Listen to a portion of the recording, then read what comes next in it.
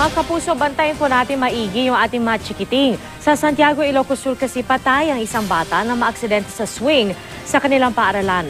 Nakatutok si Frances Carasi ng GMA Ilocos.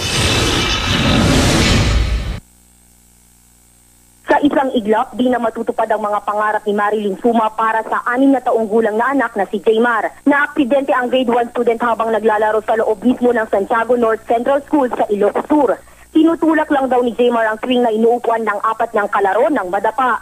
Sa kasamaang palad, bumagsak siya at tumama ang tiyan sa isang nakausling tubo. Nakatayo pa raw si Jaymar para humingi ng saklolo sa inang nasa PTA meeting. Naisugod pa si Jaymar sa ospital pero hindi na siya naisalba. Amo na dadi mga mahal na mahal ko iso na.